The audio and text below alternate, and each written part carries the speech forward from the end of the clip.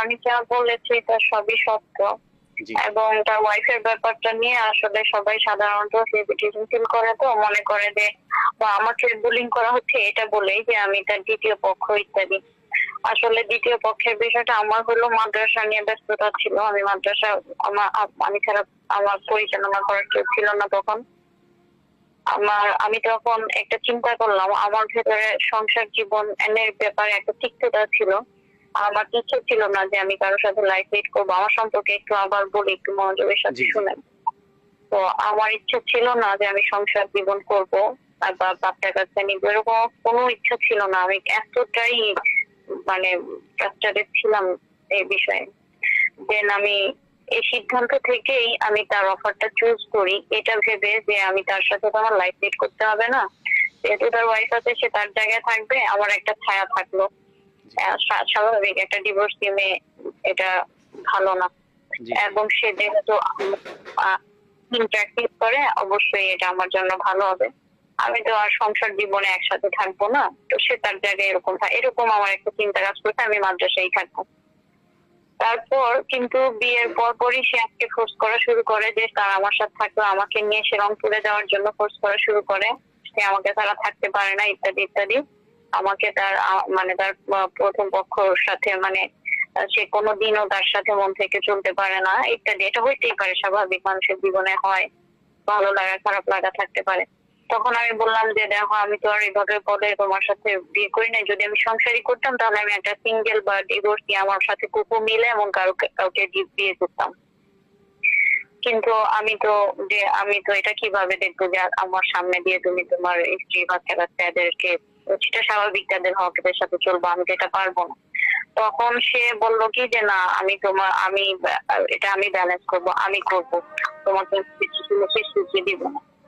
তো তার প্রেসারে আমি তখন আমার মাদ্রাসা আমার মেজো বোনকে বুঝাই দিই, ও যদিও তখন অত বুঝে না, বুঝিয়ে দিয়ে দেন আমি রংপুরে যাই। যাওয়ার পর আমাকে রংপুরে নেওয়ার পরে তার প্রথম পক্ষ খুবই প্রেসার দেওয়া শুরু করে তাকে আমাকে ছেড়ে দেওয়ার জন্য। যদিও সে শুরুতে ওই যে ফ্যান্টাসি যেটা বললাম না, জি জি ফ্যান্টাসি জি বসে কিন্তু প্রথম পক্ষ এরকম থাকে যে হাজবেন্ডকে বিয়ে করে, ওই যে হাজবেন্ড সে খুব করে ফোর্স করে বিভিন্ন ইস্যুর কারণে, মনে করে যে আচ্ছা ঠিক আছে করলেই বুঝবে। কিন্তু করার পরে যখন দেখে যে আমি খুব হ্যাপিলি লাইফ লিড করতেছি তার সাথে বা সে আমার সাথে সুখী, তখন সে খুব কান্নাকাটি শুরু করে এবং ফোর্স করা শুরু করে যেন আমাকে ছেড়ে দেয়। সে এই ফোর্সটা করে, সে বারবার মেসেজ করতে থাকে, ফোর্স করতে থাকে। আদনান সাহেব পেরেশানির মধ্যে থাকে। প্রথম একটা বছর তার প্রথম পক্ষকে নিয়ে সে খুব পেরেশানি উঠায়। এই কথাটা আমি মিস করে ফেলছি গতকালকে সাগর ভাইকে দেওয়া যে ইন্টারভিউ ছিল এর জি মধ্যে। জি এই পেরেশানির সময়ই সে কি করে জানেন, সে একেবারে আমার দিকে ডাইভার্ট হয়ে যায়। মানে এই পেরেশানির সময় সে সম্পূর্ণ আমাকে বেছে নেয়। সে যখন তাকে এভাবে বলতেছে আমাকে ছেড়ে দেওয়ার জন্য বা একদিক বেছে নেওয়ার জন্য, তখন আদনান সাহেব আমাকে বেছে নেয়। আমাকে বেছে নিয়ে সে রংপুর ছেড়ে একেবারে ঢাকায় চলে আসে। ঢাকায় এসে আমার সাথে সেটেল হয়। আপনি তো ঢাকায় এই থাকতেন হলো প্রায় আমার। সময় না? আমি আগেও ঢাকায় থাকতাম, মাঝখানে কিছুদিন ওই যে রংপুর বললাম না যে থাকলাম জি জি 2 বছরের মতো। তখন এই যে তার প্রথম পক্ষে এই পেরেশানির কারণে সে আবার আমাকে নিয়ে ঢাকায় চলে আসে, ঢাকায় সেটেল হয়, সে আমার মুখী হয়ে যায়। তখন সে প্রথম পক্ষ নিজের মতো করে থাকা শুরু করে।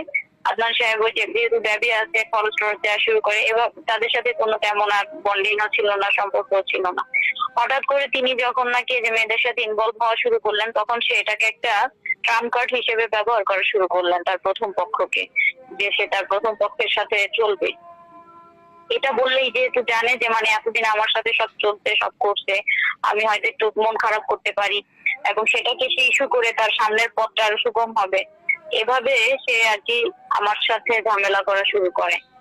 তখন সে বলে যে আমি প্রথম পক্ষকে তার হক আদায় করতে দিই না। এই কথা বলে সে মানুষকে বা আশপাশের মানুষকে, বিশেষ করে ওলামায়ে কেরাম যারা মোটামুটি আমাদের এই পারিবারিক ঝামেলা বই সম্পর্কে জানে, তাদেরকে বলা শুরু করে, তার আশপাশের অ্যাডমিন এদেরকে বলা শুরু করে তাদেরকে তার ফেভারে নেওয়ার জন্য। ফেসবুকে তো ওটাই পোস্ট করছে দেখলাম যে আপনি নাকি মানে সাবেক যে হ্যাঁ ওয়াইফ ছিল নাকি ওনার হ্যাঁ, সাথে এটা বলা শুরু করে। কিন্তু আমি আপনাকে সিকোয়েন্সটা বললাম, বুঝেছেন কি জি কোথা জি থেকে বুঝতে কি পারছি হয়েছে? জি এটাই হলো ধারাবাহিকতা। আপনি যদি পারেন, আপনার কাছে আমার অনুরোধ থাকবে এই জিনিসটা একটু তুলে ধরবেন, অবশ্যই অবশ্যই দয়া করে অবশ্যই তুলে ধরবো এই বিষয়টা একটু তুলে ধরবেন। তারপরে আপনি আমার কাছে এখন প্রশ্ন রাখতে পারেন যে কোন কোন জি জি জিনিসগুলো আপনার এখন জানা আমি একটু এখন জানতে চাচ্ছি সেটা হলো ওই যে সিসিটিভির যে বিষয়টি ওটা আসলে কি মানে ওই কোনো মেয়ের সাথে ওনার মানে রিলেশন নিয়ে নাকি মানে না, ওরকম? হ্যাঁ হ্যাঁ, জি, ওই ফুটেজে সবার শেষে যে এটা একটা মেয়ে বসেছিল মুখোশ না, দেখলাম। জি, হ্যাঁ, কালারিং বোরখা পরা মুখ খোলা যে মেয়েটা, এই মেয়েটাই হইলো এয়ার হোস্টেস।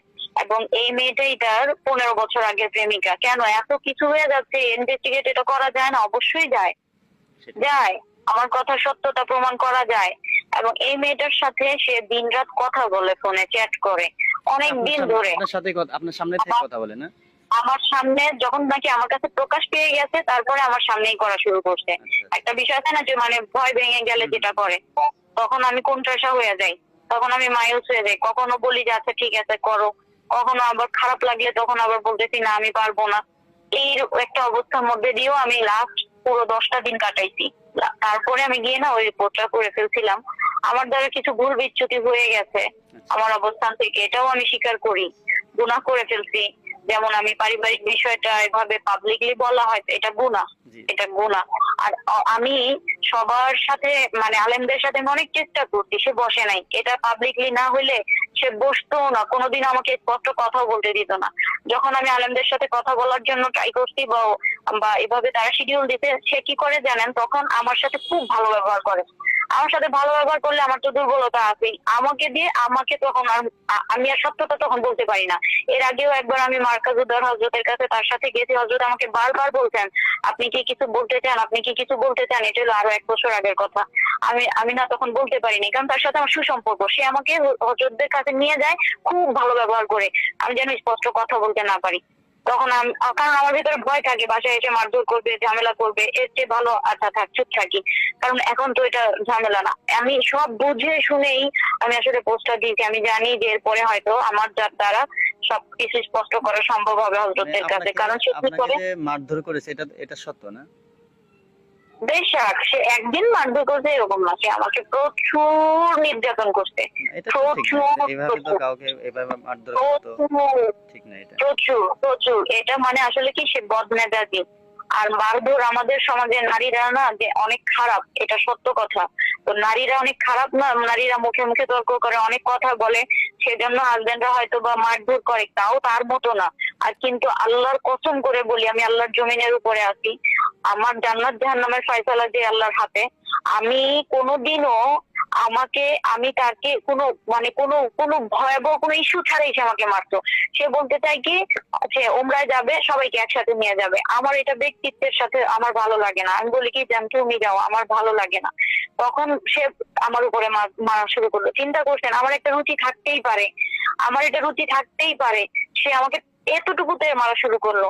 বললাম না যে আমি বলতেছি আমি রাস্তা চিনি না, সে বলতেছে আমি চিনবো না কেন। তারপরেই আমাকে বলতেছে আমি চিনি না বললাম, আবার মুখে মুখে তর্ক করে এরকম বলে। চিনি না বললাম, আমি বললাম এটা মুখে মুখে তর্ক, তখন বলে বেয়াদব। বুঝতে পারছেন, মানে কোনো কথাই বলা যাবে না। এই ধরনের ডমিনেটিং একটা ক্যারেক্টার, এবং হচ্ছে প্রচন্ড বদমেজাজি। আল্লাহ হয়তো তাকে এখন যদি আল্লাহ চাই ইসলাম দান করবে, তবে হয়তো এই যে যারা আস্ফালন করতেছে তার ভক্তরা, এই আস্ফালনের চোখে তার পুরোপুরি ইসলাম হবে না। তাকে যদি তার সত্যটা রিকগনাইজ করতে দিত ভক্তরা, সে এখন ভক্তরা এত লাফালাফি করতেছে, সে নিজেকেই সত্য মনে করতেছে। আর সে তো উন্মাদ হয়ে গেছে যে সে এখন নিজেকে বাঁচানোর জন্য কোনো কিছুতেই মানে কোনো কোনো কোনো আল্লাহর ভয়ের বিষয় বা ওয়াল্লাহি বলতে সে ভয় পাইতে না। ইয়ার হচ্ছে বিষয়টা সত্য। এবং ওই দিন ওই তার সাথে যেটা বলতেছিলাম, সারা রাত কথা বলতে আগের দিন, তারপরে ওই দিন আসছে, এভাবে কথাবার্তা চালাচ্ছে তারা। এইভাবে ওই মানে যে ধরনের ঘনিষ্ঠ কথাবার্তা, যেমন ভালোবাসা, ভালোবাসি, এগুলো আমি কিভাবে নেই? আমি তো তাকে অনেক ভালোবাসি। আসলে আমি তো তাকে তার প্রথম পক্ষের মতো ছেড়ে দেইনি। আমি এটাই বলছি গতকালকে, হয়তো যদি শুনে থাকেন, আমি তো তাকে ছেড়ে দেইনি। আমি সাগর ভাইকে এটা অফার করেছিলাম যে আমাদের সাথে কাউকে রাখা যায় কিনা। তো তিনি বলতেছেন আসলে কাকে রাখবো, আসলে আমি তো আর চিনি না। সাগর ভাইয়ের সাথে আমার লাস্ট 1 সপ্তাহ ধরে কথা হচ্ছে। আমি বারবার এটা বলছিলাম, এই ম্যানেজ করতে পারছে না বলেই আর মানে সেভাবে পরে বলে যে আপনি আসেন, আপনার সাথে তো আমরা আগেও প্রোগ্রাম করেছি, আমি সে বিষয়টা রেফারেন্স টেনেই আমি আপনাকে প্রেজেন্ট করব। ইভেন আমি সাগরকে এটাও অফার করেছি যে আমি শুধু অডিওতে কথা বলি। তিনি বললেন না, আসলে একটা স্ট্যান্ডার্ড আছে, একটা শো এর, আমরা একটা শো করতেছি।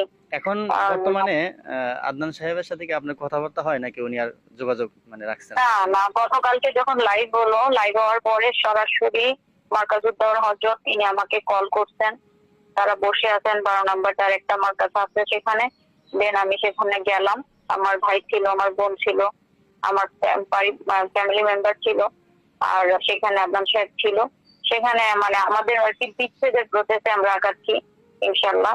ওখানে ফাইনাল কথা তবুও হয় নাই, অনেক রাত হয়ে গিয়েছে। তারপরেও এখন সামনে আজকে আবার বসার কথা, দেখি ইনশাল্লাহ। এখন আপনার ইচ্ছা কি, ধরেন উনি যদি 3টা 3:30 পর্যন্ত হযরত বসেছিলেন, আচ্ছা আচ্ছা এটাতে সে agree করে না। সে বলে যে আমি তার হানজামিলা চাই। আমি তো বলছি যে সে যদি যা করে, যেগুলো আমি কষ্ট পেয়েছি, যেগুলো সে আমাকে কষ্ট দিচ্ছে, এগুলো যদি না করে, তাহলে তো আমি কোথায় যাব? আমি কেন যাব? আমার দুটো বেবি নিয়ে, আমার একটা অতীত আছে, আমার একটা সুন্দর সংসার, আমি নিশ্চয়ই নষ্ট হইতে দিতে চাই না। কিন্তু সে আমাকে এত পেইন দিচ্ছে, আমার আসলে আর সামনে রাস্তা নাই। আমার এখন একা থাকতেই ভালো লাগে। বুঝতে সে পেরেছি। ভালো থাক। এখন উনি কি চায়? উনি কি আপনাকে ডিভোর্স দিতে চাচ্ছেন নাকি? এটা কি কিরকম হ্যাঁ, কিছু বলেছে? এটাই বলছে যে আমার সিদ্ধান্ত এটা যে আমি তাকে রাখবো না। তখন না, তো সহজে দেখেন, আমি আপনাকে বলি, সে যে আমাকে এত টর্চার করছে, আমি তো কোনোদিনও বলি নাই, জানতেও দেই নাই, কখনো বলি নাই। এটা তো আমার জীবনে আজকে 5 বছর ধরে করতেছে। কিন্তু এখন কেন আমি আউটডোর্স হয়ে গেছি, আমি নীরব থাকতে থাকতে আউটডোর্স হয়ে গেছি। কারণ কি, আমি এক দিক সামলাইতে পারে, 10টা দিক না। আর এটা আছে আমাকে এভাবে নির্যাতন করে, আমি এটা মানতেছি, তার সব ওজোর মানতেছি, সব অভিমান মানতেছি, সব নির্যাতন মানতেছি। কিন্তু যখন নাকি সে আবার নারী সংক্রান্ত বিষয় দিয়েও আমাকে আরো টর্চার করা শুরু করছে, আমি আর পারতেছি না, আমি আর পারি নাই। আমি নিজেও আর চাই নাই যে এগুলো আমি আর নিবো না। শুনেন, আমি বলি, জি। আপনারা পারলে সত্য